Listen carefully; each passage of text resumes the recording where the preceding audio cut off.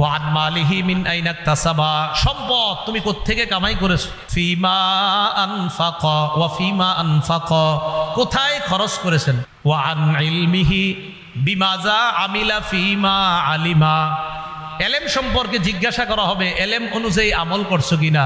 শুক্রবার দিন মসজিদে গিয়ে যে হুজুরের বয়ান শুনতা, বয়ানগুলো আমল করছো ঠিক মতো। আল্লাহ পাক রব্বুল আলামিন রাসূলুল্লাহ সাল্লাল্লাহু আলাইহি সাল্লামকে লক্ষ্য করে বলেন, ইয়া আইয়ুহার রাসূল, হে রাসূলুল্লাহ সাল্লাল্লাহু আলাইহি সাল্লাম, হে মুহাম্মদ সাল্লাল্লাহু আলাইহি সাল্লাম, বাল্লিগ, আপনি প্রচার করেন, মা উনজিলা ইলাইকা, যা আপনার প্রতি অবতীর্ণ করা হয়েছে, মির রব্বিকা, আপনার রবের পক্ষ থেকে। হে রসুল, আপনি প্রচার করেন যে আপনার রবের পক্ষ থেকে আপনার প্রতি ওহী হিসাবে নাজিল করা হয়েছে। তাহলে প্রচারের দায়িত্বটা নবীকে দিয়েছেন কে? এবার নবী আমগরে কি করে দেখেন, বাল্লিগু আন্নি ওয়ালাউ আয়া, ও আমার সাহাবারা, তোমরা আমার পক্ষ থেকে একটি আয়াত জানলেও প্রচার করে দাও। বলেন, নবীকে প্রচার করার হুকুম করেছেন কে?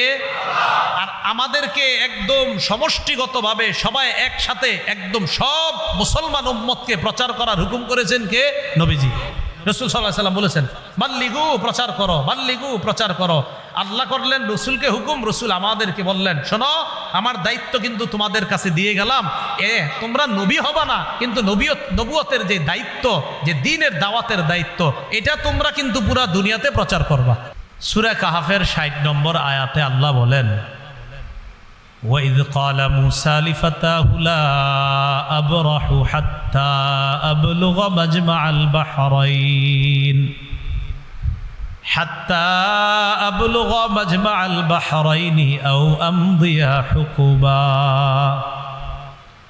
স্মরণ করুন ওই সময়কে মুসা আলাইহিস সালাতু ওয়াস সালাম যখন তার গোলাম যুবক ইউশা ইবনে নুনকে বললেন,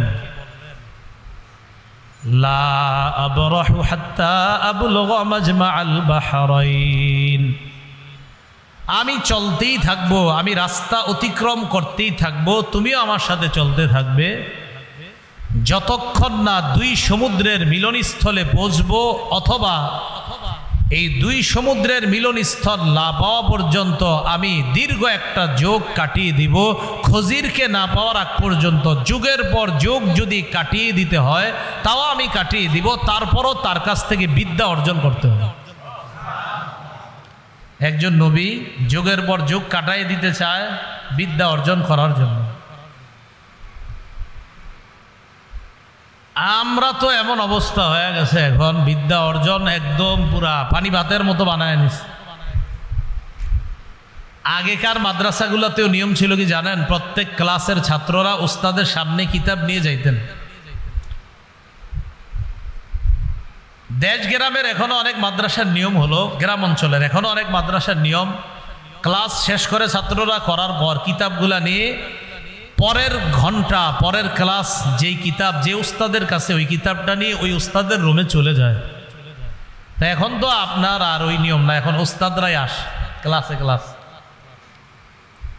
উচিত ছিল আসা না যাওয়া, যাই হোক সে বিষয়ে বলছি না। মুসা আলাইহিস সালাতু ওয়াস সালাম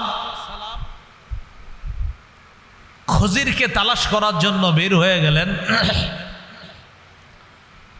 হিস্ট্রিতে আমি যাব না, খজিরের ব্যাপারে আমার লম্বা আলোচনা আছে, আপনারা যারা আমার বয়ান দেখেন ও দেখছেনও হয়তো দেখে থাকবেন, লম্বা আলোচনা আছে দেখবেন।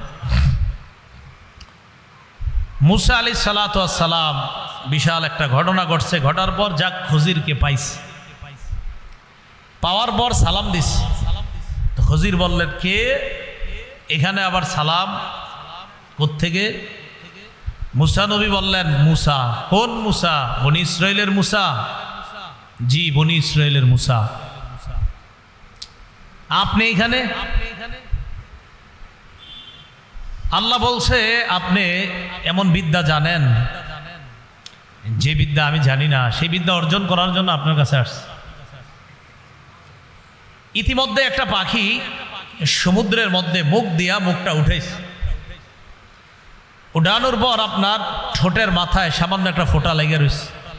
তো যাই হোক, এই যে পানি ফোঁটাটা আপনার মুখ দিল, উঠাইলো, আর এই যে সামান্য একটু পরিমাণ পানি খাইলো, পাখি আর পানি ঠুকুর দিয়ে কটুক খায়।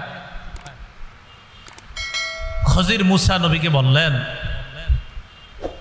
যে আল্লাহ পাক রব্বুল আলামিনের কাছে এত বিদ্যা, এই সারা পৃথিবীতে যত বিদ্যা আছে আমাদের সবার বিদ্যা আল্লাহর কাছে ওই পাখির মুখে উঠানো সামান্য এই যে ফোঁটাটা দেখলাম, এই এক ফোঁটা পানি, এর মানে আমাদেরকে আল্লাহ এই এক ফোঁটা পরিমাণ বিদ্যা দিছে, আর পুরা মহা সমুদ্র বিদ্যা আল্লাহর কাছে রেখে দিছে। এতেই আমগরে তো মনে করেন কে দেখে যে আমার চেয়ে কি বেশি পারে, কি অবস্থা আমগো এক একজনের। হ্যাঁ, শেখুল হাদিস, আল্লামা, মুফতি, মুহাদ্দিস, পোস্টারে এটা না নিলে যাব না, ওইটা না লিখলে আমি যাব না, সেটা লিখতে হবে তারপর যাব, এটা না লিখলে যাবই না, কত শর্ত থাকে আমাদের, ঠিক না? আল্লাহ হেফাজত করেন। কিসের এত শর্ত দিই বলেন? কি যোগ্যতা আছে আমাদের এইগুলা বলা যে এটা লিখতে হবে, ওটা লিখতে হবে, না হয় যাব না? সারা দুনিয়াতে একটুক মাত্র বন্টন করে দিছে, তো আমি আপনি পাইছি কটুক, পাইলামই বা কটুক বন্টনে? মহাসমুদ্র তো সেখানে রয়ে গেছে। আল্লাহ কথা বুঝার তৌফিক দান করেন। মুসা আলাইহিস সালাতু ওয়াস সালামকে বলতেছেন, আপনি যেই বিদ্যা জানেন এটা আমি জানি না, আবার আল্লাহ আমারে কিছু বিদ্যা শিক্ষা দিছে, এটা আবার আপনার জানা নাই। তো মুসা আলাইহিস সালাতু ওয়াস সালাম খজিরকে বলতে লাগলেন, হাল আত্তাবিউকা আলা আন তুআল্লিমানি মিম্মা উল্লিমতা রুশদা। আল্লাহ আপনাকে যে বিদ্যা দিয়েছে এই বিদ্যা অনুসরণ করার জন্য, এই বিদ্যা অর্জন করার জন্য আমি কি আপনার অনুসরণ করতে পারি? খজির জবাব দিলেন, ক্বালা ইন্নাকা লান তাসতাতিআ মাইয়া সাবরা। আপনি তো ধৈর্য ধারণ করতে পারবেন না আমার সাথে। কে বললেন? খজির। মুসা আলাইহিস সালাতু ওয়াস সালাম বললেন, সাতাজিদুনি ইনশাআল্লাহু সাবিরা। আপনি আমাকে ধৈর্যশীল পাবেন, আপনার সাথে আমাকে নিতে পারেন, ধৈর্যশীল পাবেন। তো খজির বললেন, লা তাসআলনি আন শাইইন হাত্তা উহদিসা লাকা মিনহু যিকরা। আমি কিছু না বলা পর্যন্ত আমারে কোনো প্রশ্ন করবেন না, খালি দেখতে থাকবেন আর ধৈর্য ধরতে থাকবেন, কোনো প্রশ্ন করবেন না। এখান থেকে শিক্ষা কি? সামনে আলোচনা পরে যে আমরা, শিক্ষা হলো কিছু জানতে হলে ধৈর্য লাগবে, কিছু জানতে হলে ধৈর্য লাগবে, এটা একটা বিষয়। তো দোনোজন চলতে লাগলেন, যাইতে যাইতে সামনে নদী। দোনোজনের কারো কাছে নৌকায় চড়ার মতো, জাহাজে চড়ার মতো ভাড়া নাই। নৌকার মাঝি খজিরকে চিনে ফেলছে, পরিচয় আছে, নদীর আশেপাশে প্রায় সময় দেখে, সেই খাতিরে উঠায় নিছে, মুসা নবীরে উঠাইছে। জাহাজে চড়ার পর আল্লাহ বলেন, হাত্তা ইদা রাকিবা ফিস সাফিনাতি খরাকাহা। জাহাজে দুজন উঠলেন, খরাকাহা, জাহাজটারে ছিদ্র করে দিছে খজির, এটারে ছিদ্র করে দিছে। মুসা আলাইহিস সালাতু ওয়াস সালাম বলেন, আপনি কামটা করলেন কি? আখরাকতাহা লিতুগরিকা আহলাহা। এই মানুষগুলোরে ডুবানোর জন্য আপনি এটা ছিদ্র করছেন? বলছিলেন আমি কিছু না বলা পর্যন্ত কোনো প্রশ্ন করবেন না, খালি দেখবেন। খজির কয়, আমি না আপনারে বলছি কিছু জিজ্ঞাসা করবেন না?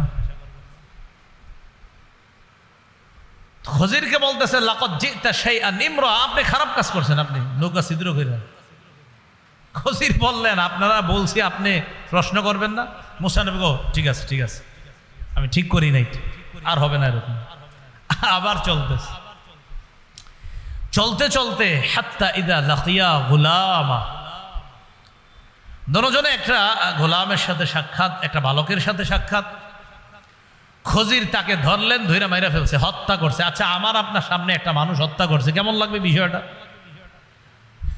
মুসা আলাইহিস সালাতু ওয়াস সালাম বললেন, আকাতালতা নাফসান যাকিয়াতাম বিগাইরি নাফস লাকাদ জিতা শাইআন নুকরা। আপনি অন্যায়ভাবে একটা ছেলে হত্যা করলেন, আপনি মহা অন্যায় করছেন। খজির বললেন ক্বালা আলাম আকুল্লাকা ইন্নাকা লান তাসতাতিআ মাইয়া সাবরা, আমি না বলছি আপনি ধৈর্য ধরতে পারবেন না? মুসা নবী বললেন ক্বালা ইন সাআলতুকা আন শাইইন বা'দাহা ফালা তুসাহিবনি ক্বাদ বালাগতা মিন লাদুন্নি উযরা। কারো ঘরে বাংলা কোরআন যদি থাকে সূরা কাহফের 60 নম্বর আয়াত থেকে পড়া শুরু করবেন, 15 নম্বর পারার শেষ পৃষ্ঠাটা, 16 পারার শুরু পৃষ্ঠাটা একদম শেষ পর্যন্ত পড়বেন। কি মজা! আরে এত ব্যাখ্যাও দেখা লাগবে না, খালি অনুবাদগুলোই পড়বেন, অনেক মজা পাবেন। তো খজির বললেন আমি না বললাম আপনি ধৈর্য ধরতে পারবেন না? তো মুসা বললেন ইন সাআলতুকা ক্বালা ইন সাআলতুকা আন শাইইন বা'দাহু ফালা তুসাহিবনি। মুসা আলাইহিস সালাতু ওয়াস সালাম বললেন এরপরে যদি আর কিছু জিজ্ঞাসা করি ফালা তুসাহিবনি, আমারে আর নিয়েন না সাথে।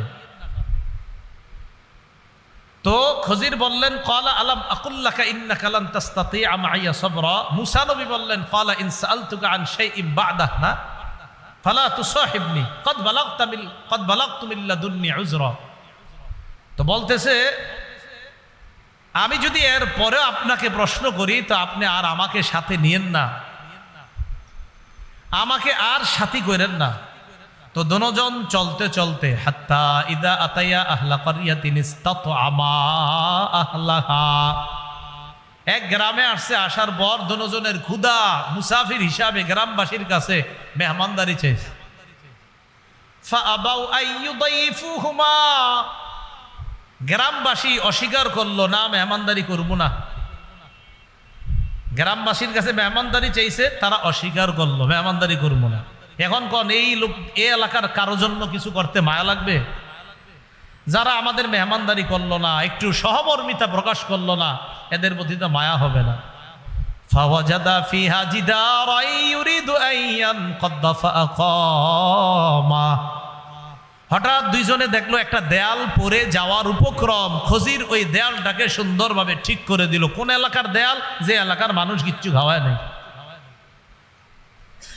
তো দেয়াল যখন ঠিক করে দিল, মুসা নবী বললেন এরাম করে কিছু খাওয়াইলো না, এদের দেয়ালটা ঠিক করে দিলেন। লাউ শি'তা লাত্তাখাযতা আলাইহি আজরা, চাইলে তো কিছু পারিশ্রমিক নিতে পারতেন, তাহলে আমরা কিছু খাইতে যাইতে পারতাম। খজির বললেন ক্বালা হাযা ফিরাকু বাইনি ওয়া বাইনিক সাউনাব্বিউকা বিতা'ওয়িলি মা লাম তাসতাতি আলাইহি সাবরা, আমার আপনার মাঝে এটাই পার্থক্য। আমি আপনাকে এখন ব্যাখ্যা করব যেই বিষয়ের এতক্ষণ ব্যাখ্যা দেই না, আর যেই বিষয়ের ব্যাপারে আপনি ধৈর্য ধরতে পারেন নাই, সাউনাব্বিউকা আপনাকে জানাবো বিতা'ওয়িলি মা, ওই জিনিসের ব্যাখ্যা, লাম তাসতাতি আলাইহি, যেই বিষয়ে আপনি ধৈর্য ধরতে পারেন, সবর ধৈর্য ধারণ করতে পারেন নাই, এই জিনিসের ব্যাখ্যা এখন আপনাকে আমি শোনাবো। এবার বলতে লাগলেন আম্মাস সাফিনাতু ফাকানাত লিমাসাকিনা ইয়ামালুনা ফিল বাহ। ওনা আপনাদের পরীক্ষা নেওয়া দরকার। এবার কয়টা ঘটনা ঘটছে?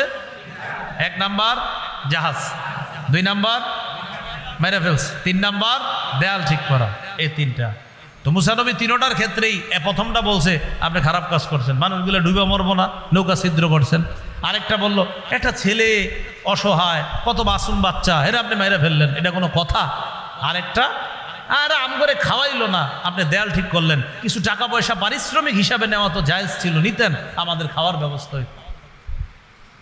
তো এবার ব্যাখ্যা শুরু করলেন। 1 নম্বর, ওই আগে আপনাদের কাছ থেকে ওয়াদা নিয়েছি, এলেম শিখতে হইলে কি লাগে? ধৈর্য। 1 নম্বর, আম্মাস সাফিনাতু ফাকানাত লিমাসাকিনা ইয়ামালুনা ফিল বাহ فأردت أن أعيبها وكان وراءهم ملك يأخذ كل سفينة غصبا।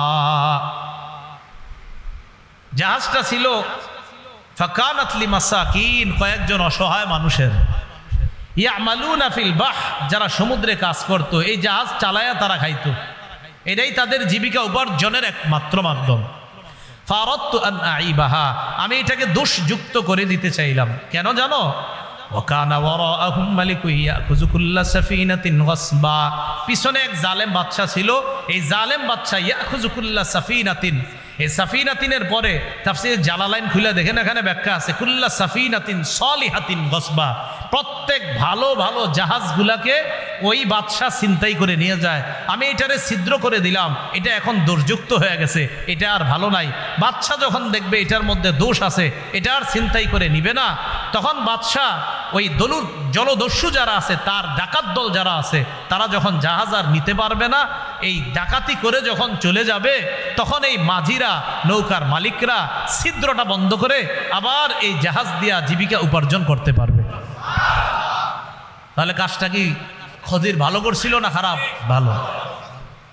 এই একটা এলেম। আচ্ছা ঠিক আছে, বুঝলাম, একটা মানুষ মেরে এলেছেন, এটা কেমন কথা? তো খজির জবাব দিলেন, আম্মাল গোলামু, যে ছেলেটাকে মারলাম, ফাকানা আবাওয়াহু মুমিনাইন, তার দুই বাবা মা এরা ছিল ভালো মানুষ। তো আমি চিন্তা করলাম যে এই ছেলে যখন বড় হবে, আইয়ুর হিকহুমা তুগয়ানা ওয়া কুফরা, এই ছেলে তাদেরকে বাধ্য করবে নাফরমানি করতে, কুফরি করতে বাধ্য করবে, ও নিজেও কাফের হবে। এই জন্য আমি চিন্তা করলাম, এরে যদি আমি হত্যা করি, এর পরিবর্তে আল্লাহ পাক রব্বুল আলামিন এমন সন্তান দান করবে, যেই সন্তানটা হবে নেককার, ভালো একজন সন্তান হবে, যেই সন্তান মা বাবারে খারাপ কাজে নিবে না। তো এটারে আমি মেরে ফেলছি, এটা থাইকা কোনো লাভ নাই, কারণ এটা সারা জীবন অকর্মণ্য থাকবে, এটা কাফের থাকবে। আল্লাহ একটা বিদ্যার মাধ্যমে আমারে জানায়া দিয়েছে যে এটা হবে কাফের, তা আমি এটা হত্যা করলাম। আপনার চোখে দেখতে মনে হয়েছে এটা হত্যা, আসলে আল্লাহ তো আমাকে জানায়া দিয়েছে এই ছেলে কেমন হবে, এই জন্য হত্যা করলাম। বাস্তবিক অর্থে তাফসীর কারকরা লেখেন, এই সন্তান হত্যা করার পরিবর্তে ওই দম্পতিকে আল্লাহ একটা কন্যা সন্তান দান করেছেন। এই কন্যার বংশ থেকে 11 জন নবী আল্লাহ বানাইছে। মুসা নবী, আচ্ছা বুঝতে পারলাম, দেয়ালটা ঠিক করছেন, খানা টানা কিচ্ছু খাওয়ায় নেই। খজির বললেন, আম্মাল জিদারু ফাকানা লিগুলামাইনি ইয়াতীমাইন ফিল মাদিনা, এই দেয়ালটা যে ঠিক করলাম, এই দেয়ালটা লিগুলামাইনি ইয়াতীমাইনি ফিল মাদিনা ওয়া কানা তাহতাহু কানজুল লাহুমা ওয়া কানা আবুহুমা সালিহা,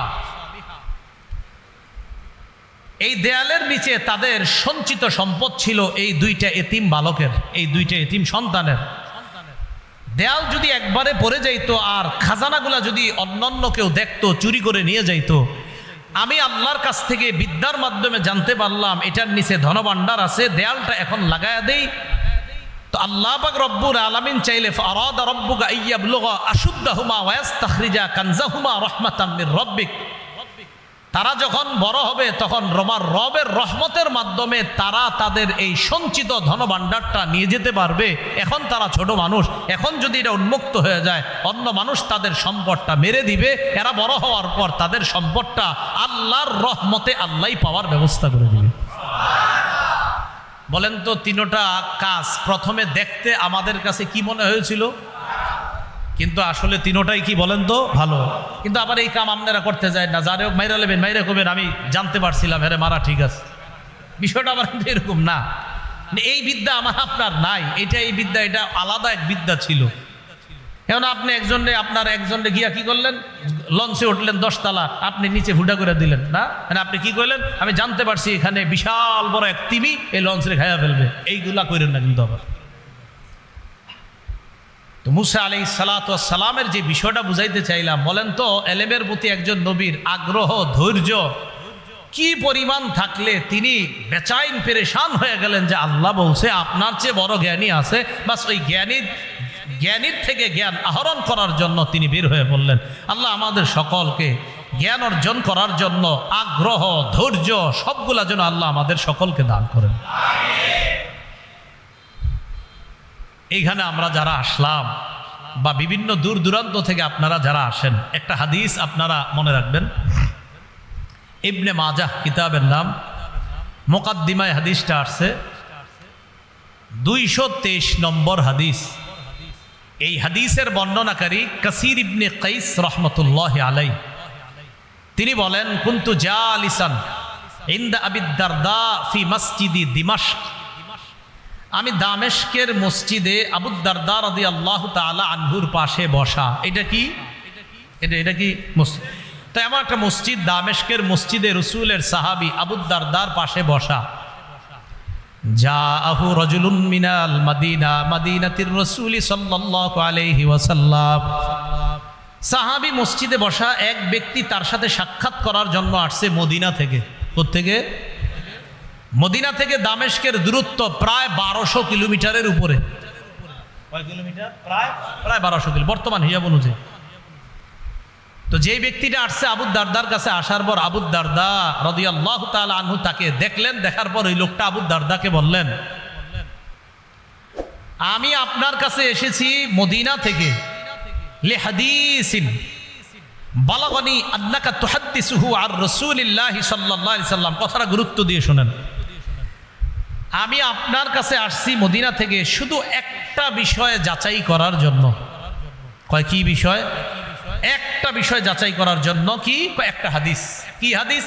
যে হাদিসটা আমি জানি রসুল বলেছেন, আর আমি শুনলাম ওই হাদিসের বর্ণনাকারী নাকি আপনি। আবার বলছি, আমি মদিনা থেকে আসছি, একটা হাদিস আমি শুনেছি, জেনেছি, মুখস্থ করেছি, আর এই হাদিসটা আমার কাছে পৌঁছেছে, আর আমি জানতে পারলাম হাদিসের বর্ণনাকারী সাহাবী নাকি আপনি। আমি শুধু যাচাই করতে আসছি আসলে এই হাদিসটা নবী বলছে কিনা, এটা জানার জন্য এই 1000 কিলোমিটারের উপরে রাস্তা সফর করে আসছি। কয়টা হাদিস? একটা মাত্র হাদিস। তো আবু দারদা রাদিয়াল্লাহু তাআলা আনহু অবাক হয়ে গেলেন, সাহাবী নিজে অবাক।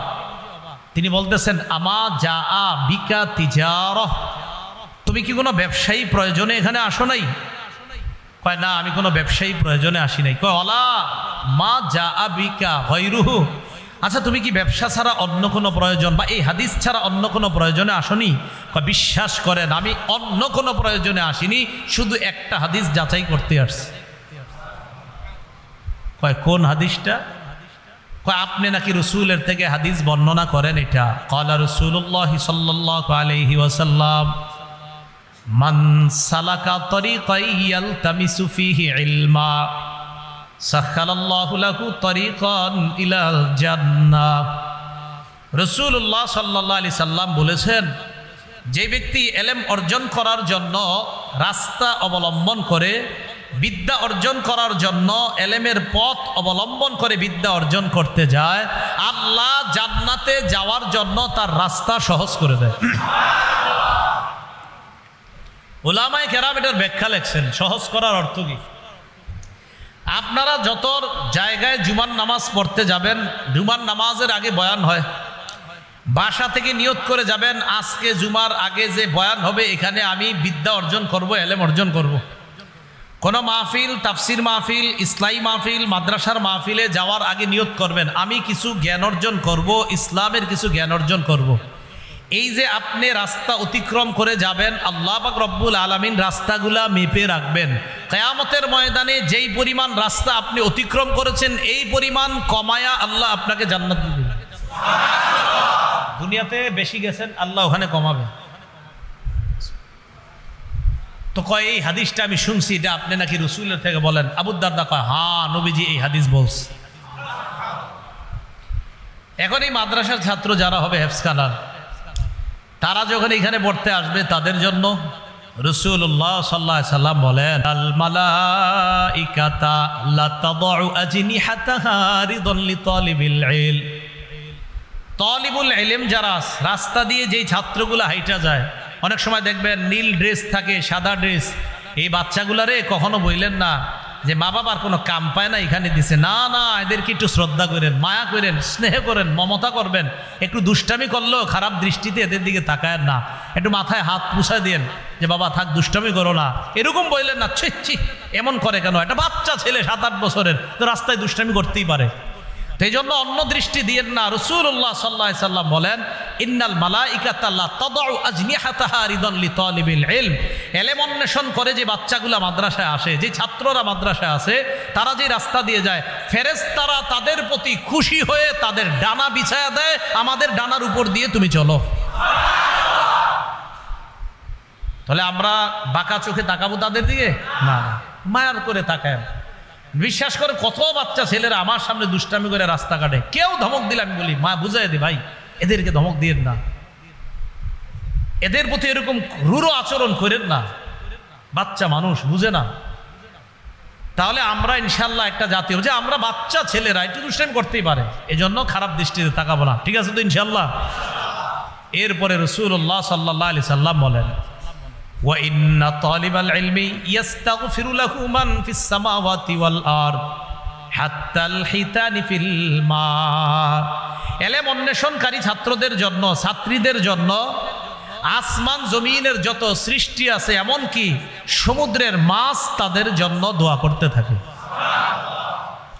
রাসূলুল্লাহ সাল্লাল্লাহু আলাইহি সাল্লাম বলেন, ওয়া ইন্না ফাদলাল আলিমি আলাল আবিদি কাফদলিল কমারি আলা সাইরিল কাওয়াকিব। নবী বলেন, আকাশের চন্দ্র, আকাশে যত নক্ষত্র আছে, আসমানের সমস্ত কোটি কোটি নক্ষত্র তারার চাইতে চন্দ্রের যেমন মর্যাদা, একজন আবেদ যে আল্লাহর ইবাদত করে তার চাইতে একজন আলেমের মর্যাদা তেমন চন্দ্রের মর্যাদা নক্ষত্রের তুলনায় যেমন।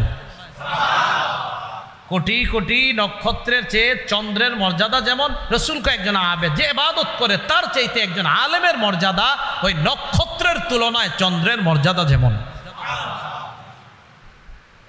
অন্য বর্ণনায় আসছে কি, ফদলুল আলিমি আলাল আবিদি কাফদলি আলা আদনাকুম।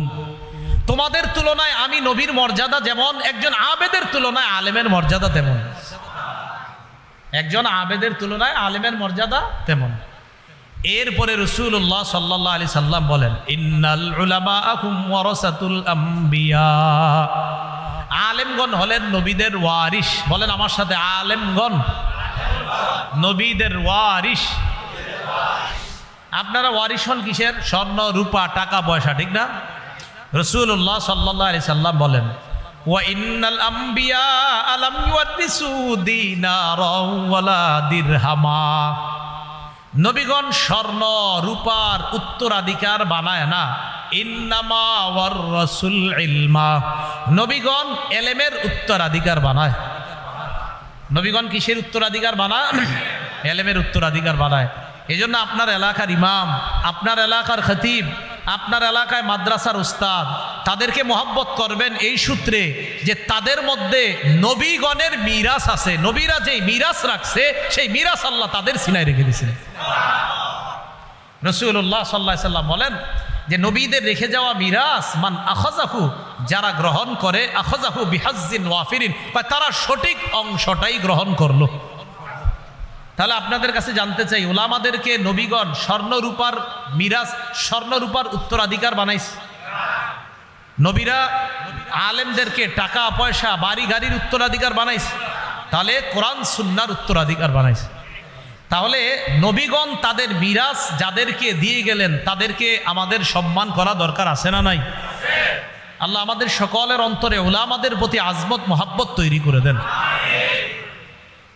তাহলে এলেম অর্জন করার জন্য আমরা যে দূর থেকে আসি, আমাদের লস না লাভ? দেখছেন দূর থেকে এসে যে হাদিসটা, এই লম্বা হাদিসটা আপনাদেরকে শোনাইলাম, আল্লাহ আমল করার তৌফিক দান করেন। এলেম আমরা অর্জন করব যারা, জ্ঞান অর্জন করব যারা, এটা মাদ্রাসার ছাত্র হন অথবা মসজিদের জুমার আগের বয়ান হোক, ওয়াজ মাহফিল হোক, চারটা বিষয় মাথায় রেখে আমরা জ্ঞান অর্জন করব। বলেন কয়টা?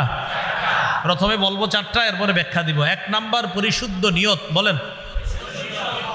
তাহলে আমরা এলেম অর্জন করব, প্রথম যে বিষয়টা মাথায় রাখবো কি? 2 নাম্বার আল্লাহর কাছ থেকে পাওয়ার আশায়। আমি এলেম অর্জন করব, করার পর আমি আমল করব, এর বিনিময় বেনিফিট আমি আল্লাহর কাছে পাবো, মানুষ কি বলবে এটা আমার দেখার সময় নেই। 3 নাম্বার ইখলাসের সাথে। বলেন। 4 নাম্বার রিয়া মুক্ত। তাহলে আমরা শুধু এলেম অর্জন না, যত ইবাদত বন্দিগি যা করব সব ইবাদত বন্দিগিতে কয়টা বিষয় মাথা রাখবো? 1 নাম্বার পরিশুদ্ধ নিয়ত, শুধু পরিশুদ্ধ নিয়ত। 2 নাম্বার আল্লাহর কাছ থেকে পাওয়া। 3 নাম্বার ইখলাসের সাথে। 4 নাম্বার রিয়া মুক্ত। মনে থাকবো তো ইনশাল্লাহ? তাহলে বলেন 1 নাম্বার পরিশুদ্ধ নিয়ত। সহিহ বুখারীর 1 নম্বর হাদিস, এই হাদিসের বর্ণনাকারী ওমর ইবনুল খাত্তাব রাদিয়াল্লাহু তাআলা আনহু, তিনি বলেন, ক্বালা রাসূলুল্লাহ সাল্লাল্লাহু আলাইহি ওয়াসাল্লাম ইন্নামাল আ'মালু বিন্নিয়াত। আমলের প্রতিদান নির্ভর করে নিয়তের উপর, পরিশুদ্ধ নিয়তের উপর। আমি আপনাদের সামনে এখন কথা বলতেছি, এই কথা বলাটা আমার মুখের কাজ, আমি আপনাদের সামনে যদি সত্য কথা বলি, এই সত্য কথা বলাটা আমার মুখের ভালো কাজ, খুব বুঝেন।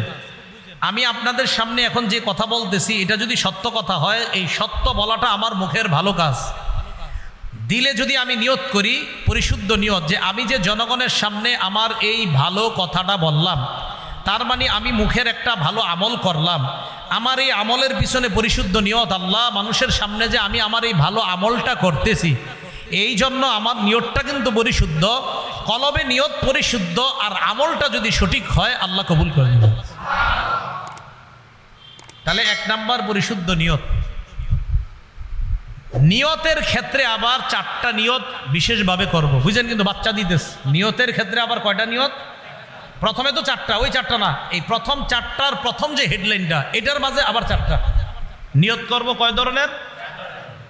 1 নাম্বার, আল্লাহকে খুশি করার জন্য আমি আমার জীবনের সমস্ত ইবাদত বন্দেগী করব, ইলম অর্জন করব, আমল করব, সব কারে খুশি করার জন্য? আল্লাহকে খুশি করার জন্য। নাসাই শরীফের বর্ণনা 3140 নম্বর হাদিস। এই হাদিসের বর্ণনাকারী আবু উমামা বাহিলি রাদিয়াল্লাহু তাআলা আন, তিনি বলেন, জাআ রাজুলুন ইলান নবী সাল্লাল্লাহু আলাইহি ওয়াসাল্লাম, এক ব্যক্তি আল্লাহ রাসূল সাল্লাল্লাহু আলাইহি সাল্লামের কাছে আসলেন।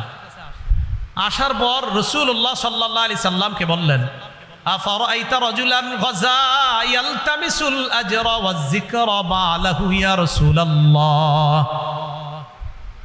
হে আল্লাহ রসুল, আমি আপনার কাছে জানতে চাই, এক ব্যক্তি জিহাদের ময়দানে গেছেন, যাওয়ার পর আল্লাহ তোমার রাস্তায় জিহাদ করেছে। জিহাদ দ্বারা তার উদ্দেশ্য হলো পুণ্য কামাই করা আর নাম ফুটানি করা। কয়টা উদ্দেশ্য? কয়টা? 1 নাম্বার আল্লাহর কাছ থেকে পুণ্য পাবে, 2 নাম্বার নাম ফুটানি, যে মানুষ জানবে আমি বড় এক বাহাদুর মুজাহিদ ছিলাম। তাহলে উনি জিহাদ করছে কয় নিয়তে? 1 নাম্বার প্রতিদান, 2 নাম্বার অজিক্র, মানুষ আমার নাম কাম স্মরণ করবে, আমাকে লম্বা সময় মানুষ আমাকে স্মরণ করবে, যুগের পর যুগ আমাকে আমাকে মানুষ মনে রাখবে, এই নিয়তে জিহাদ করছে। মা লাহু ইয়া রাসূলুল্লাহ, হুজুর তার সওয়াব কি হবে আপনার কাছে জানতে চাই। فقال رسول الله صلى الله عليه وسلم لا شيء له, কিচ্ছু পাবে না সে। নাউজুবিল্লাহ। আমি আপনাদের সামনে বয়ান করতেছি, প্রথমত বয়ানে আমার নিয়ত আল্লাহ বয়ান করে 2টা মানুষ যদি হেদায়েত হয়, এই নিয়তে যে এই মানুষটা হেদায়েত হলে আমার জান্নাতে যাওয়ার কারণ হবে, আর আমার জন্য যুগের পর যুগ মানুষ মনে রাখে আরিফ বিন হাবিব বলতে একজন ছিল। শেষ? কি শেষ? জি শেষ। আমি বলছি শেষ। এই যে আমার এই বয়ানে কাজ হবে না, শেষ। রাসূলুল্লাহ সাল্লাল্লাহু আলাইহি সাল্লাম বলেন যে যেই ব্যক্তি এই নিয়তে জিহাদ করলো, সে আল্লাহর কাছে প্রতিদানও পাবে, আবার তার নাম কাম মানুষ আলোচনা করুক, সে কিচ্ছু পাবে না। যিনি প্রশ্ন করছে উনি অবাক হয়ে আদাহা সালাসা মাররাত, প্রশ্নটা আবার 3 বার রিপিট করছে। হুজুর কিচ্ছু পাইব না? সে তো আল্লাহর কাছ থেকে পাওয়ার আশা করছে। হুজুর কিচ্ছু পাবে না? 2 বার। হুজুর কিচ্ছু পাবে না? নবীজি বললেন না, কিচ্ছু পাবে না। এরপর রাসূলুল্লাহ সাল্লাল্লাহু আলাইহি সাল্লাম বললেন, শোনো ভালো করে মনে রাখবা, ইন্নাল্লাহা লা ইয়াকবালু মিনাল আমালি ইল্লা মা কানা লাহু খালিসা। আল্লাহ পাক রব্বুল আলামিন ওই আমল কবুল করবেন না যতক্ষণ আমলটা আল্লাহর জন্য না হবে, আর এটার দ্বারা আল্লাহকে খুশি করা উদ্দেশ্য না হবে, ততক্ষণ ওই আমল আল্লাহ কবুল করবেন না। তাহলে আল্লাহর জন্য আমল আর আল্লাহকে খুশি করা উদ্দেশ্য হলেই ওটা আল্লাহ কবুল করে নেবেন। তো বলেন, আজকে থেকে নামাজ, রোজা, ইবাদত, বন্দেগী, আমি সুন্দর করে নামাজ পড়বো, আমি বিশুদ্ধ তেলাওয়াত করব, আমার নামাজটা অনেক সুন্দর করব, এই সব কারে দেখানোর জন্য করব? নাকি এরকম হুজুর নামাজ পড়মু সওয়াবও পামু আর 10 জন বলবে কি সুন্দর নামাজ রে, নাকি? না, আমি সুন্দর নামাজ শুধু রবকে দেখাবো। হ্যাঁ, কেউ যদি আমার নামাজ দেখা প্রশংসা করে এটা তার ব্যাপার। এটার একটা হাদিস আছে, মনে পড়ে গেছে। এক সাহাবী কয়, হুজুর আমার যদি নিয়ত না থাকে প্রশংসা কামানো, তাইলে কি হবে? রসুল কয়, তোমার যদি প্রশংসা কামানোর নিয়ত না থাকে, এরপরেও যদি জনগণ প্রশংসা করে, সেটা আল্লাহর পক্ষ থেকে তোমার জন্য অনুগ্রহ। না বুঝাইতে পারিনি। আপনি ভালো আমল করছেন, তো এক সাহাবী কয়, হুজুর আমল কইরা যদি আমার এই নিয়ত না থাকে যে মানুষ আমারে প্রশংসা করবে না, মুসলিম শরীফের হাদিস, রসুল কয় তোমার যদি প্রশংসা কামানোর নিয়ত না থাকে, এরপরেও তুমি নামাজ সুন্দর মতো আল্লাহকে খুশি করার জন্যই পড়তেছো, তোমার নিয়ত আল্লাহকে দেখানো, তোমার নিয়ত আল্লাহর কাছ থেকে পাওয়া, এরপরেও মানুষ প্রশংসা করছে যে ওনার নামাজ অনেক সুন্দর, রসুল কয় যদি মানুষ না চাইতেও প্রশংসা করে, এটা আল্লাহর পক্ষ থেকেই তুমি পুরস্কার পাইছো।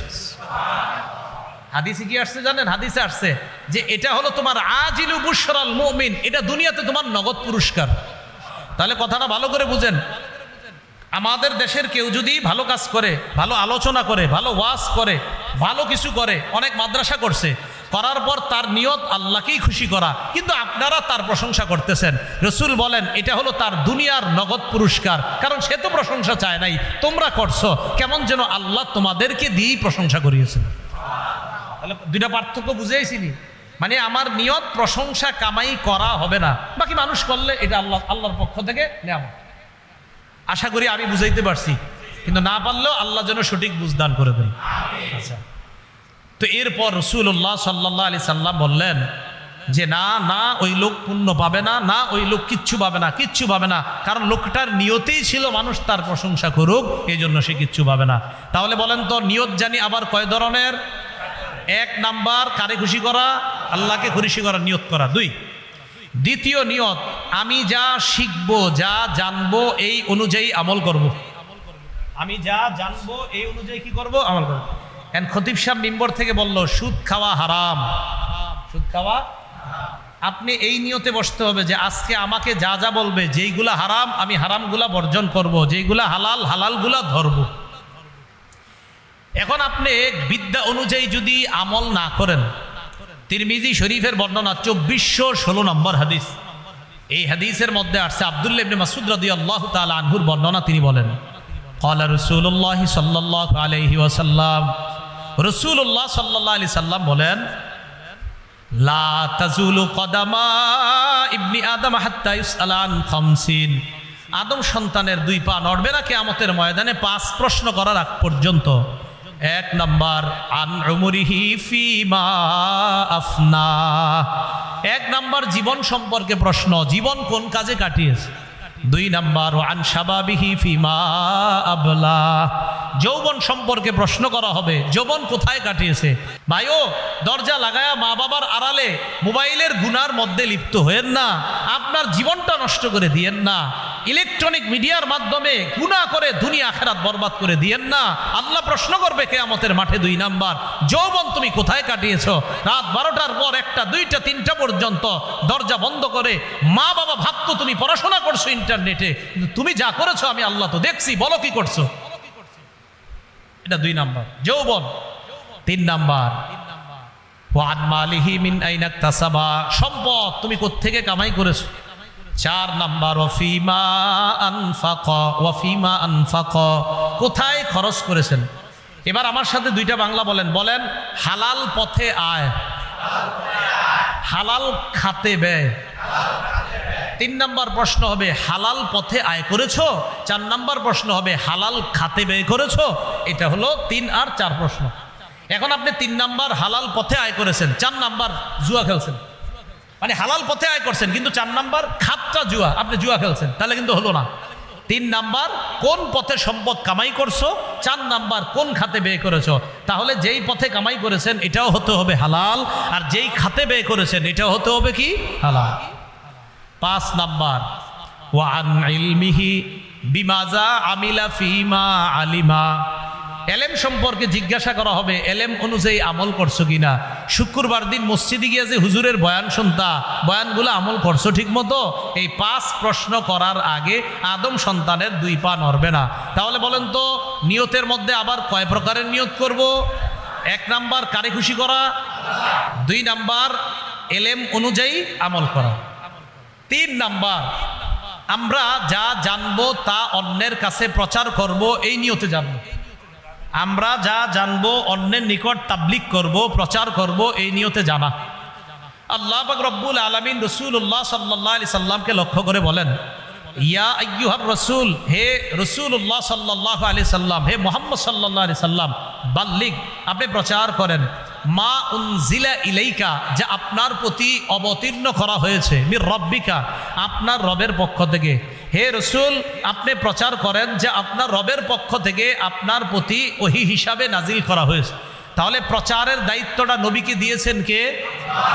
এবার নবী আমগরে কি করে দেখেন, বাল্লিগু আন্নি ওয়ালাউ আয়া, ও আমার সাহাবারা, তোমরা আমার পক্ষ থেকে একটি আয়াত জানলেও প্রচার করে দাও। বলেন, নবীকে প্রচার করার হুকুম করেছেন কে?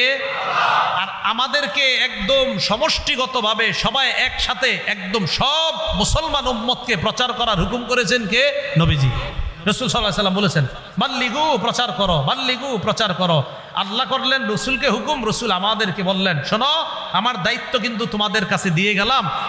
তোমরা নবী হবা না, কিন্তু নবুয়তের যে দায়িত্ব, যে দ্বীনের দাওয়াতের দায়িত্ব, এটা তোমরা কিন্তু পুরা দুনিয়াতে প্রচার করবা। নবী হবে না, কিন্তু নবীওয়ালা দায়িত্বটা প্রচার করা। এখন দেখেন, বিদায় হজের ভাষণে সহিহ বুখারীর 105 নম্বর হাদিস, রাসূলুল্লাহ সাল্লাল্লাহু আলাইহি সাল্লাম সাহাবীদেরকে প্রশ্ন করলেন, আইয়ু ইয়াউমিন হাযা, সাহাবীরা আজকে কোন দিন? সবাই চুপ। আজকে যে জিলহজের 10 তারিখ, নবীও জানে আজকে কোরবানির দিন, এই জন্য আমরা চুপ রয়েছি। নবীও তো জানে আজকে কোরবানির দিন, আমরা মনে করলাম আজকের নাম মনে হয় পরিবর্তন করবে। রাসূলুল্লাহ সাল্লাল্লাহু আলাইহি সাল্লাম বললেন, আলাইসা ইয়াউমান নাহর, আজকে কি কোরবানির দিন না? তো সাহাবীরা বললেন, জি হুজুর, আজকে কোরবানির দিন। এরপরে বললেন, আইয়ু শাহরিন হাযা, এটা কোন মাস? আচ্ছা বলেন তো, কোরবানি আলেম ছাড়া অন্যরা বলেন, কোরবানি কোন মাসে হয়?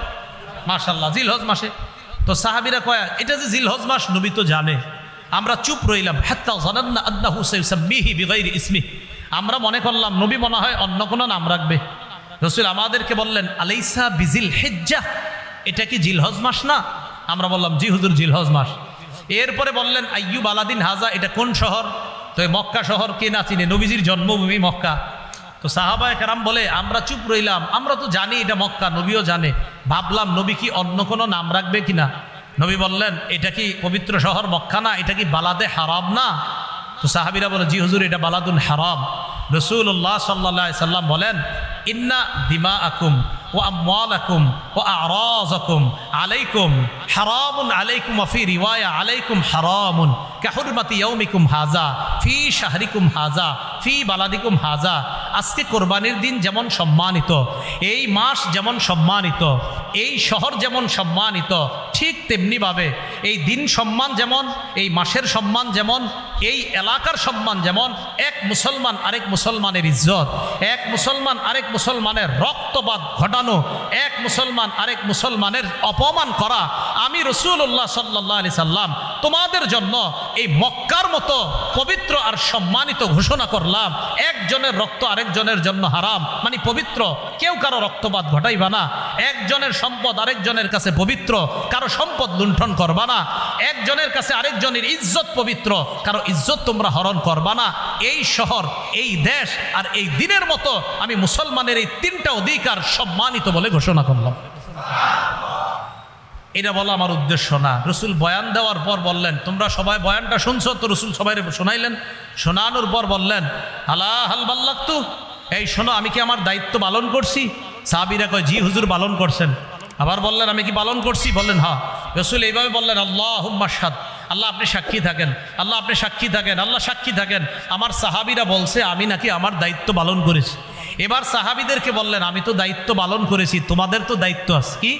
আলা ফাল্লিউবাল্লিগিশ শাহিদুল গায়বা, তোমরা উপস্থিত যারা আছো তোমাদের দায়িত্ব আমার কাছ থেকে যা জানলা, অনুপস্থিত যারা আছে তাদেরকে পৌঁছায়া দেওয়া, তাদেরকে জানায়া দেওয়া। এখন আপনাদের এইখানে কি আজকে এলাকার সবাই আসছে? তো এইখানে যা শিখবেন, যা জানবেন, ঘরের বিবির কাছে, মেয়ের কাছে, শাশুড়ির কাছে, নিজের কন্যার কাছে প্রচার করার দায়িত্ব কার? বলেন, আমাদের। কার? তাহলে 3 নাম্বার নিয়ত, আমরা যা জানবো তা অন্যের কাছে প্রচার করব, বিশেষ করে আমাদের ঘরে প্রচার করব। 4 নাম্বার নিয়ত, লেখনী শক্তি আল্লাহ যাদেরকে দিছে, কলমের মাধ্যমে একটু লেখা প্রকাশ করব কথাগুলা। যেমন আপনারা ফেসবুক চালান, ফেসবুকে উল্টাপাল্টা কিছু না লেখা, ভালো কিছু জানলেন এটা ফেসবুকে লিখে দেন। হয়তো একটা লোক এটা পড়ার কারণে যদি হেদায়েত পেয়ে যায়, হতে পারে এটাই আপনাকে জান্নাতে নিয়ে যাবে। তাহলে উল্টাপাল্টা কিছু না লেখা। উল্টাপাল্টা ঝগড়া, এই যে ফেসবুকে ঝগড়া না লাগানো, ঠিক না? দুই আলেমের মাঝে ঝগড়া না লাগানো, দুই আলেমের বক্তব্য কাট করে ঝগড়া না লাগানো, ওইগুলো আসলে অন্যায়। এগুলা কি বলেন তো? অন্যায়, আসলে অন্যায়, এগুলো মারাত্মক অন্যায়, এগুলো ঠিক না। আল্লাহ আমাদেরকে হেফাজত করেন। তাহলে আসল কথায় আসি, আবার কয় জিনিস মাথায় রাখতে হবে? এক নাম্বার নিয়ত। নিয়তের মধ্যে আবার কয় ধরনের নিয়ত? তো এটা তো হলো, তো প্রথম যে চারটা, আবার এক নম্বর নিয়ত, দুই নম্বর মনে আসেনি, বুঝলে গেছেন? আল্লাহর কাছ থেকে পাওয়ার আশা, বুঝলে, আল্লাহর কাছ থেকে পাওয়ার আশা। হ্যাঁ, আল্লাহর কাছ থেকে পাওয়ার আশা কেমন? আমি এখানে বিদ্যা অর্জন করতে যাব, এটা অর্জন করার পর আমি আমল করব, অথবা এখানে এই মজলিসে আসাটাই সওয়াব, এখানে যে বসে আছেন এটাই সওয়াব, এখানে আপনারা বসে আছেন এটাই সওয়াব। বুখারীর বর্ণনা, ফেরেশতারা আমাদের পুরা মজলিসটা ঘেরাও করে আল্লাহর আসমান পর্যন্ত চলে গেছে। তো আল্লাহ পাক, লম্বা হাদিস, আল্লাহ শেষের দিকে বলে, ইশহাদু আন্নী কদ গফারতু লাহুম, সাক্ষী থাকো এখানে যারা নিয়ত ভালো করে আইসা বসছে আমি তাদেরকে মাফ করে দিচ্ছি। তাহলে বাস এখানে এই আশায় আসছি, কে মাফ করবে আমাদেরকে? তিন নাম্বার কি ছিল? ইখলাস। তিন নাম্বার কি ছিল? ইখলাস। রাসূলুল্লাহ সাল্লাল্লাহু আলাইহি সাল্লামকে এক সাহাবী প্রশ্ন করলেন, মাল ঈমান, হুজুর ঈমান কি জিনিস? নবীজি বললেন ইখলাস। এক কথায় কয়, হুজুর ঈমান কি জিনিস? রাসূল কয় ইখলাস। বলছে মাল ঈমান, হুজুর ঈমান কি? রাসূল কয় ইখলাস। ঈমান হলো ইখলাস। সুবহানাল্লাহ। তিরমিজি শরীফের বর্ণনা, সালাসুল্লাহ ইউহিল্লু আলাইহিন্না কলবু মুমিন, তিন ক্ষেত্রে মুমিনের অন্তর খেয়ানত করে না। এক নাম্বার ইখলাসুল আমালি লিল্লাহ, মুমিন সব আমল ইখলাসের সাথে করবে, এই ক্ষেত্রে তার অন্তর খেয়ানত করে না। দুই, ওয়ান নাসিহাতু লিউলাতিল মুসলিমিন, মুমিন মুসলমান শাসকদেরকে উপদেশ দেওয়ার ক্ষেত্রে তার অন্তর খেয়ানত করবে না, উপদেশ দিতে সে সুন্দরভাবে উপদেশ দিবে মুসলমান শাসকদেরকে। তিন নাম্বার হল জুমুল জামাআ, দলবদ্ধভাবে হয়ে থাকার ক্ষেত্রে মুমিনের অন্তর কখনো খেয়ানত করবে না, সে চাইবে আমি যেন দলবদ্ধভাবে হয়ে জান্নাতি দলের সাথে, মুসলমানের বৃহৎ জান্নাতি দলের সাথে থাকতে পারি, এই ক্ষেত্রে মুসলমানের অন্তর, মুমিনের অন্তর কখনো খেয়ানত করতে পারে না। তো এক নাম্বার ইখলাস, বলেন তো কি? তাহলে ইখলাসের ক্ষেত্রে মুমিনের অন্তর কখনো কি করতে পারে না? খেয়ানত করতে পারে না। আচ্ছা, ইখলাস নিয়ে আরেকটু কথা শেষে বলবো, আমি না বললে আমারে মনে করায় দিন, যে যদি না বলি একটু সামান্য একটু কথা বলবো। আচ্ছা, তাহলে এটা গেল তিন নাম্বার ইখলাস। চার নাম্বার কি ছিল? হ্যাঁ, মানুষকে দেখানো যাবে না। তিরমিজি শরীফের 1382 নম্বর হাদিস, লম্বা হাদিস, এই হাদিসের মধ্যে আসছে, এই হাদিসটা আমি আগেও বর্ণনা করেছি। আপনাদের অনেক ইউটিউবার মাশাআল্লাহ আবার ভালো কাজও করে মাঝে মাঝে, শেখ আহমদুল্লাহ, ডক্টর মিজানুর রহমান আল আজহারি আর আমার একটা বয়ান, তিনজনে আমরা এই হাদিসটা বিভিন্ন সেমিনারে বয়ান করছি। এরা আবার কেমনে জানি তিনজনের বয়ান এক জায়গায় নিয়ে আসছে, এটা সুন্দর হয়েছে, খারাপ হয়নি, এটা ভালো হয়েছে। শেখ আহমদুল্লাহ হাফিজাহুল্লাহ উনিও এই হাদিসটা বর্ণনা করছেন, ডক্টর মিজানুর রহমান আজহারি সাহেব, আরও ওলামায়ে কেরাম করছেন। তো এই তিনজনেরটা আবার এক জায়গায় আছে, এটা আবার ঠিক ছিল, এটা দেখলাম মানুষ দেখতেছে, আবার মানুষ অনুপ্রাণিত হচ্ছে, হ্যাঁ ঠিকই এই হাদিসটা, যে রিয়া করা যাবে না কোনো আমলের ক্ষেত্রে। রাসূলুল্লাহ সাল্লাল্লাহু আলাইহি সাল্লাম বলেন, কিয়ামতের মাঠে, এই আবু হুরায়রা যে হাদিস বলতে গিয়ে ওই যে আপনার চারবার বেহুশ হয়েছে, আপনারা জানেন এই হাদিসটা আমি বর্ণনা করছি, পুরোটা হাদিস, চারবার বেহুশ হয়েছে।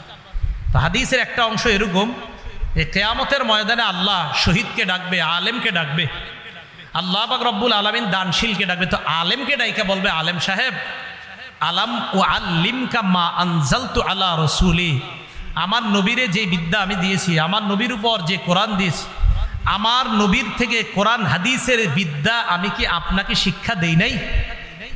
নবীকে যেই কোরআনের বিদ্যা দিলাম, আর নবী কোরআনের বিদ্যাটা ব্যাখ্যা করেছে হাদিস দিয়ে, এই কোরআন হাদিসের বিদ্যাকে আমি আপনাকে জানাইনি? আমি কি তোমাকে জানাইনি? আলেম বলবে, বালা, হ্যাঁ রব আপনি জানাইছেন। আল্লাহ বলবে, ফামাজা আমিলতা ফিমা উল্লিমতা, তোমাকে যা জানানো হয়েছে এই অনুযায়ী আমল করছো তুমি? তো উনি বলবে, আকুমু বিহি আনা আল্লাইলি ওয়া আনা আন-নাহার, আল্লাহ আমি রাত সকাল সন্ধ্যা সর্বদা আমল করতাম, দিনের বেলা ছাত্রদেরকে হাদিস পড়াইতাম, রাতের বেলা মানুষের সামনে বৈশা হাদিস শোনাইতাম, কোরআন শোনাইতাম। আল্লাহ বলবে, সব ঠিক আছে, তুমি যে এগুলা করতা আমি তো জানি, কারে খুশি করতে করতা এটা বলো। ওই বান্দাকে আল্লাহ বলবে, হ্যাঁ ঠিক আছে, তুমি কোরআন হাদিস শিক্ষা প্রচার কর্তা, দিনে রাতে প্রচুর প্রচার কর্তা, তোমার টার্গেট ছিল জনগণ যেন তোমাকে বড় বক্তা বলে, বড় ওয়াইজ বলে, বড় মুফতি বলে, বড় মুহাদ্দিস বলে, বড় শাইখুল হাদিস বলে, তোমাকে যেন বলে সে বাংলাদেশে একমাত্র একজন। এইগুলা কামাই করার জন্য তুমি জনগণের সামনে, ছাত্রদের সামনে তুমি এইগুলা প্রচার করছো, আমারই খুশি করার জন্য করো নাই। যাও জাহান্নামে যাও। সুহিবা বিহি আলা ওয়াজহিহি ফিন্নার, মাথাটা নিচে, পাগুলা উপরের দিকে দিয়ে হেঁচড়াইতে হেঁচড়াইতে জাহান্নামে নিতে হবে। রিয়া মানুষকে দেখায় যে টার্গেট অমুকে আমাকে এটা বলবে সেটা বলবে। এই জন্য আপনারা দোয়া করবেন, যারা আপনাদের সামনে বয়ান দেয়, বক্তৃতা দেয়, সব সময় তাদের জন্য দোয়া করবেন যে তাদের প্রত্যেকটা কথায় যেন ইখলাস থাকে। কারণ আপনাদের সামনে এত ওয়াজ করে এরা যদি জাহান্নামী হয় তো কতটা কষ্টের কথা। আল্লাহ, আমি আমার জন্যই দোয়া চাইতেছি আপনাদের, আমি সবচেয়ে মনে হয় তাদের মাঝে আমি সবচেয়ে এই রোগে রোগাক্রান্ত, আমার জন্য দোয়া করবেন যে এই রোগ যেন কখনো না আসে। মাঝে মাঝে আসে যে ঠিকই, কত মানুষের সামনে বয়ান করছে, আল্লাহ যেন এই রোগ থেকে তাড়াতাড়ি হেফাজত করে। আপনাদের কাছে দোয়া চাই, দোয়া করবেন, আল্লাহ সকলকে হেফাজত করেন। তো চারটা কথা মাথায় থাকবে তো ইনশাল্লাহ। পরিশুদ্ধ নিয়ত, আল্লাহর কাছে পাওয়ার আশা, ইখলাস, মানুষকে না দেখানো। এবার সর্বশেষ কথা, ইখলাস নিয়ে বলছি, একটা কথা বলবো, মাথায় আছে। আমরা দুনিয়াতে যত আমল করব সব আমলে দুইটা কথা শর্টকাট মনে রাখবো। কয়টা বলেন আমার সাথে? খাঁটি, সঠিক। এই দুইটা শব্দ কি কঠিন না সহজ? তো তিনবার কন, খাঁটি সঠিক কন, আবার কন, সারা জীবন মনে রাখবেন নি। খাঁটি কারে কয়? খাঁটি বলা হয় কোন আমল আল্লাহকে খুশি করার জন্য যদি করেন, এই আমলকে বলা হয় খাঁটি আমল। বলেন তো আপনারা, খাঁটি আমল কাকে বলা হয়? কোন আমল, আবার বলেন, কোন আমল খাঁটি আমল। হ্যাঁ থামেন, তাহলে কোন আমল আল্লাহকে খুশি করার জন্য করলে এটাকে কি বলা হয়? কোন আমল নবীর, ওই আমলটাই যদি নবীর পদ্ধতিতে করেন এই আমলকে বলা হয় সঠিক আমল। তাহলে কোন আমল আল্লাহর জন্য করলে কি আমল? আর নবীর পদ্ধতিতে করলে। এবার দেখি আপনারা বুঝছেন কিনা। মনে করেন আমি পানি পান করলাম, বিসমিল্লাহ বলে আল্লাহকে খুশি করার জন্য, মানে আমি পানি পান করলে শক্তি সঞ্চয় হবে, শক্তি সঞ্চয় হলে আপনাদের সামনে কিছু কথা বলার শক্তি আমি পাবো। তাহলে পানি পান করলাম আল্লাহরে খুশি করার জন্য। পানের শুরুতে আমি ডান হাতে নিলাম, বিসমিল্লাহ বললাম, কার পদ্ধতিতে? তাহলে পান করলাম, এখানেও আমি আল্লাহকে রাজি খুশি করার জন্য পান করলাম। কোন পদ্ধতিতে পান করলাম? তা আল্লাহকে খুশি করার জন্য হওয়ার কারণে নাম হবে কি এটার? খাঁটি। আর নবীর পদ্ধতিতে হইলে কি হবে নাম? আচ্ছা, আপনি 2 রাকাত নামাজ পড়লেন আল্লাহকে খুশি করার জন্য, এই 2 রাকাতের নাম হবে কি? খাঁটি। আর নবীর পদ্ধতিতে বললে এই তো মাশাআল্লাহ। কোন আমল যদি খাঁটি হয় আর সঠিক হয়, দেখেন একসাথে খাঁটিও সঠিক। তাহলে আজকে থেকে মনে রাখবো, আমি এশার নামাজ দাঁড়াইছি, মনে করেন আজকে এশা বললাম, আগামীকাল ফজর বললাম, বলেন ফজর কার জন্য পড়বো? আল্লাহর জন্য বললে ফজরের নামাজের কি হবে? এটা নাম খাঁটি। নবীর পদ্ধতিতে পড়বো, তাহলে কি হবে? ফজর যদি খাঁটি ও সঠিক হয় কবুল করবে কে? মনে থাকবেন। আল্লাহ আমাদের সকলকে, আমাদের জীবনের প্রত্যেকটা ক্ষেত্রে, মাদ্রাসা, মসজিদ, আমল, ইবাদত, সব ক্ষেত্রে আল্লাহকে খুশি নবীর পদ্ধতিতে করার তৌফিক দান করেন। সুবহানাল্লাহি ওয়া বিহামদিহি, সুবহানাকাল্লাহুম্মা ওয়া বিহামদিকা, আশহাদু আল্লা ইলাহা ইল্লা আনতা, আস্তাগফিরুকা ওয়া আতুবু ইলাইক। শেষ কথা, এই মাদ্রাসাটার প্রতি খেয়াল রাখবেন তো ইনশাল্লাহ। আওয়াজ ছোট হয়ে গেছে, এতক্ষণ ওয়াজ শুনলা, শেষের দিকে ইনশাল্লাহ, ইনশাল্লাহ খেয়াল রাখবেন তো ইনশাল্লাহ। 1 নাম্বার আপনাদের কাছে আমার চাওয়া, এই মাদ্রাসাটার নাম নিয়ে একটু দোয়া করতে পারবেন কারা কারা? এটা পারবেন তো? এই দোয়াটা সবচেয়ে বেশি জরুরি। হ্যাঁ, এরপর আছে পরামর্শ, ছাত্র, অর্থ, আরো যা যা দরকার ওইগুলা পরে, কিন্তু প্রথমে একটু দোয়া করবেন, আল্লাহ মাদ্রাসাটা কবুল করেন, আল্লাহ মাদ্রাসাটা কবুল করেন। একটু ভাবেন তো, 3টায় আপনি ঘুমান, 4টায় আপনি ঘুমান, আর মাদ্রাসায় পোলাপান পড়তেছে আলহামদুলিল্লাহ রাব্বিল আলামিন, ইয়াসিন আল কোরআনিল হাকিম, আর রহমান আল্লামাল কোরআন পড়তেছে, আপনি ঘুমাইতেছেন, তারা পড়তেছে, এদের কারণেই তো বরকত পাচ্ছেন। আল্লাহ বুঝার তৌফিক দান করেন।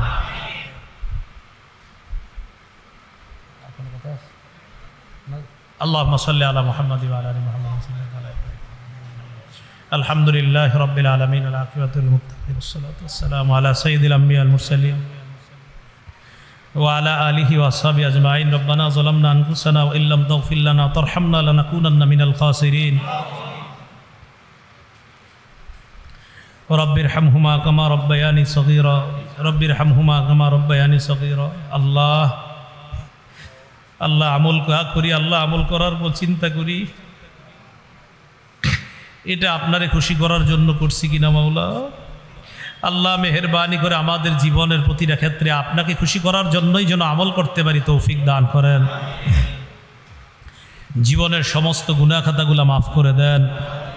আল্লাহ আমাদের মধ্যে যারা অসুস্থ অসুস্থ বানায়া দেন, যারা ঋণী ঋণ পরিশোধের ব্যবস্থা করে দেন, যারা অভাবী অভাব দূর করে দেন।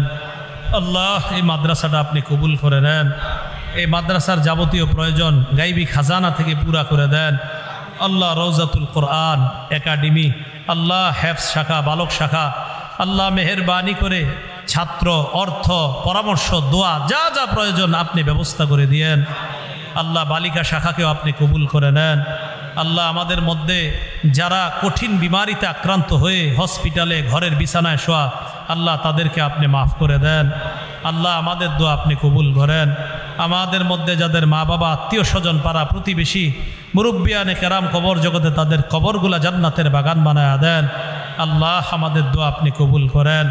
আল্লাহ আমাদের দোয়া আপনি কবুল করেন। রব্বানা তাকাব্বাল মিন্না ইন্নাকা আনতাস সামিউল আলিম ওয়া তুব আলাইনা ইন্নাকা আনতাত তাওয়াবুর রহিম। আল্লাহুম্মা সাল্লি ওয়া সাল্লিম ওয়া বারিক আলা মুহাম্মদ।